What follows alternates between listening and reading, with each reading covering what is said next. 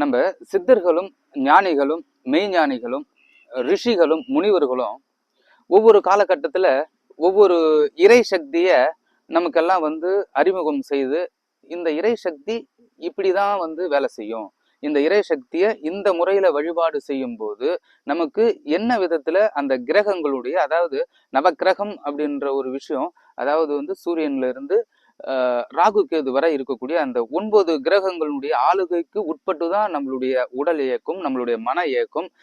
இந்த மனம் இயக்கம் அப்படின்ற வரும்போது இந்த மனோகாரகனாக இருக்கக்கூடிய சந்திரனுடைய அந்த ஒரு ஒளி கதிர்கள் தான் நம்ம மூளையில இயங்கி நம்ம உடல் இயங்கக்கூடிய ஒரு நிலையிலையும் மனம் இயங்கக்கூடிய ஒரு நிலையிலையும் இந்த மனோகாரகான சந்திரனுடைய ஆதிபத்தியம், இந்த ஆதிக்கம் தான் நம்ம உடம்பு முழுவதும் வியாபித்திருக்கிறது.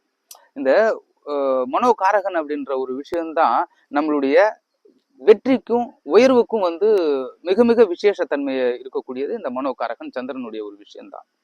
இப்ப இந்த சந்திரனுடைய அதிதேவதையாக இருக்கக்கூடியது பார்வதி தேவி அப்படின்றது ஜோதிட சாஸ்திரம் அப்படின்ற ஒரு விஷயம் நமக்கெல்லாம் சொல்றது.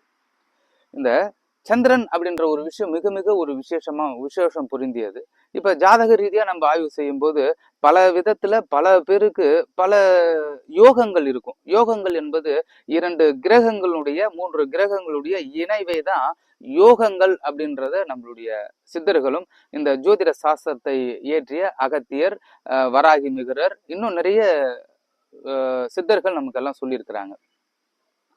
இப்ப இந்த நவக்கோள்கள் அப்படின்றது எந்தெந்த இடத்துல எப்படியெல்லாம் அமைகிறதோ அதுக்கேற்ற மாதிரி அந்த ஜாதகர் உயர்வையும் தாழ்வையும் மேன்மையையும் நன்மையையும் பெறுவார்.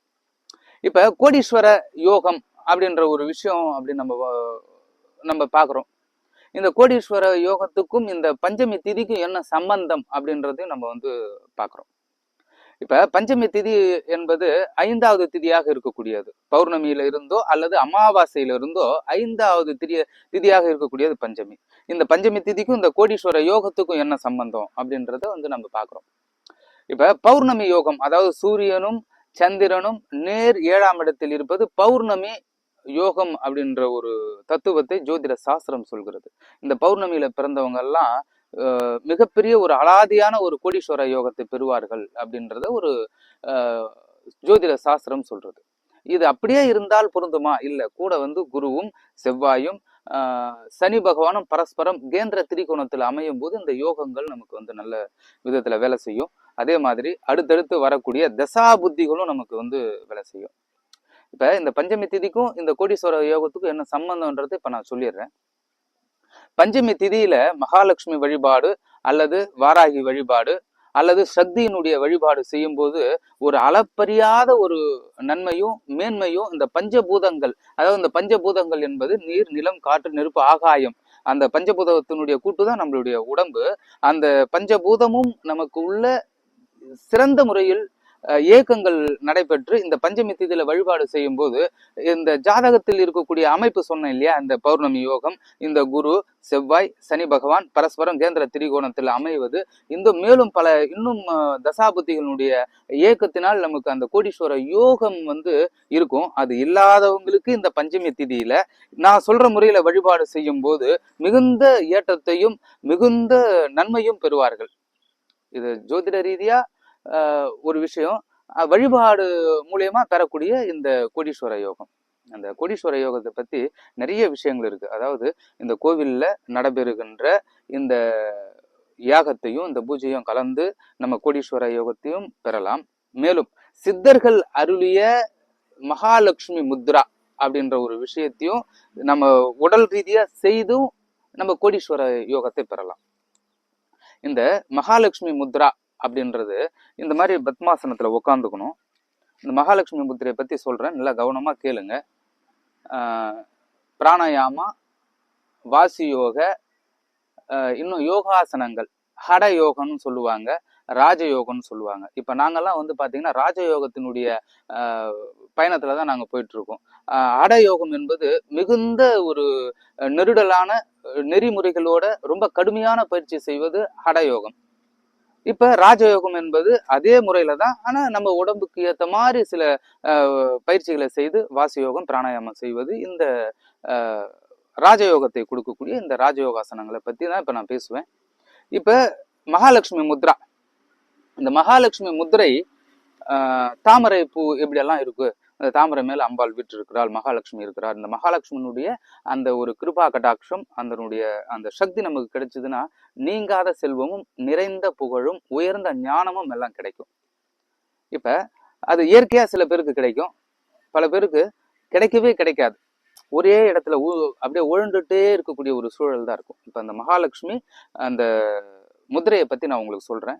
எல்லாரும் பத்மாசனத்துல உட்கார்ந்து இந்த பயிற்சியை செய்வது, இந்த முத்திரையை செய்வது ரொம்ப ரொம்ப விசேஷம். இப்ப இந்த ஐந்து விரல், இந்த 2 கையிலையும் 5 விரல் இருக்கும். இதுதான் வந்து இறைவன் நமக்கு எல்லாமே வந்து கொடுத்திருக்கிறார். இந்த கையை கொடுத்த இறைவன் தான் இந்த கையும் கொடுத்திருக்கிறார். வலது கையை கொடுத்த இறைவன் இடது கையும் கொடுத்திருக்கிறார். இப்ப இந்த சுண்டு விரலுக்கு பேர் வந்து பாத்தீங்கன்னா புதன் கிரகத்தினுடைய விரல். இந்த புதன் கிரகத்தினுடைய விரலை அந்த கட்டை விரலுக்கு கடைசி அங்குலாஸ்தியில இந்த மாதிரி வச்சுக்கணும். இந்த மாதிரி வச்சுக்கிண்டு அதுக்கப்புறம் வச்சுட்டு அதுக்கப்புறம் இந்த கட்டை விரலை இந்த சுண்டு விரல் பாருங்க, இந்த சுண்டு விரல்ல போட்டு அமுக்கிக்கணும். அமுக்கிட்டா இது ஒரு முத்திரை ஆகும். இந்த சூரிய விரல் இருக்கு பாருங்க, இந்த சூரிய விரல்னு சொல்லுவாங்க, இந்த மோதிர விரலும் சொல்லுவாங்க.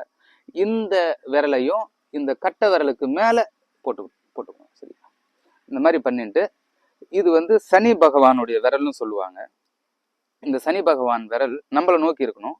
இது ஆட்காட்டி விரல், இது குரு விரல்னு சொல்லுவாங்க. இது வந்து நீட்டா இருக்கணும். அதே மாதிரி இந்த சுண்டு விரலையும் இந்த கட்டை விரலையும் இணைத்து இந்த மோதிர விரலை சூரிய விரலை இந்த கட்டை விரலுக்கு மேல வச்சுண்டு இந்த சனீஸ்வரனுடைய பகவானுடைய விரலையும் இந்த ஆட்காரில் இந்த மாதிரி வச்சுக்கிண்டு இது வந்து கோணம்.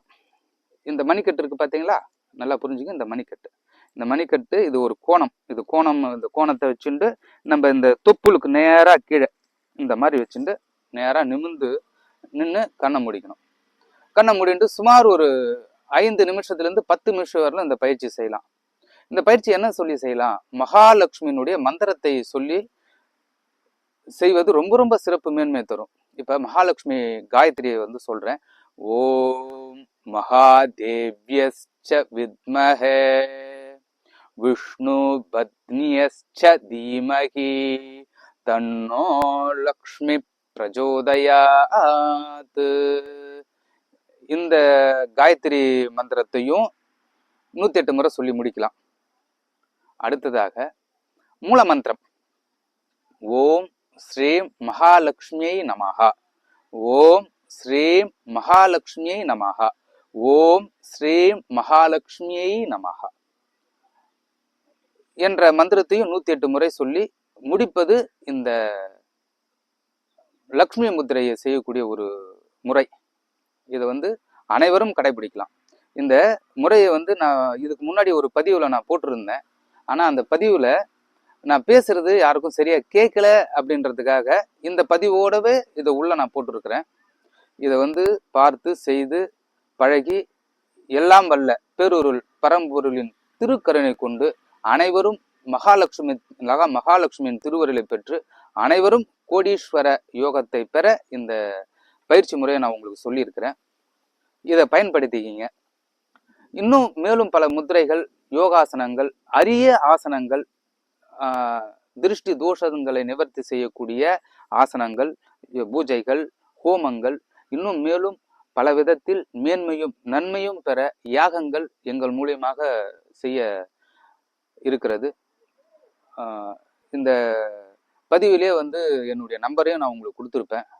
ஏதாவது ஒரு சந்தேகம் அப்படின்னா ஜோதிடத்தை பற்றியோ அல்லது யோகாசனத்தை பற்றியோ அல்லது தோஷங்கள் நிவர்த்தி செய்வதை பற்றியோ நீங்கள் தெரிஞ்சுக்கணும் அப்படின்னாக்கா அந்த ஃபோன் நம்பரில் நீங்கள் கான்டாக்ட் பண்ணி எப்போ வேணாலும் எங்ககிட்ட பேசலாம்.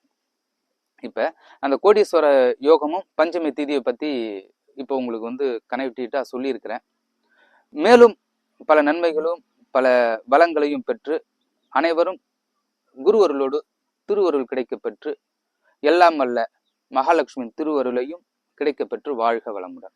ஸ்ரீ குருவே நமஹ.